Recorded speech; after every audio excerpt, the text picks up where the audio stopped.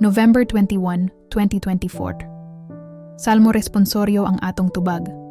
Ang Dios nga makagagahom naghimog mga dagkong mga butang dinhi kanako, santos ang iyang ngalan.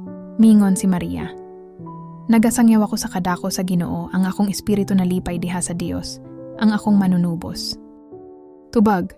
Ang Dios nga makagagahom naghimog mga dagkong mga butang dinhi kanako, santos ang iyang ngalan.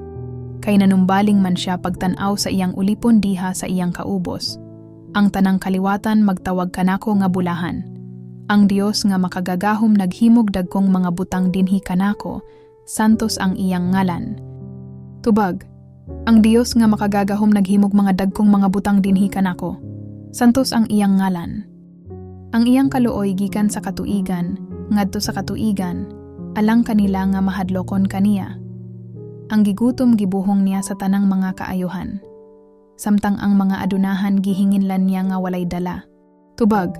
Ang Dios nga makagagahom naghimog mga dagkong mga butang dinhi kanako, santos ang iyang ngalan.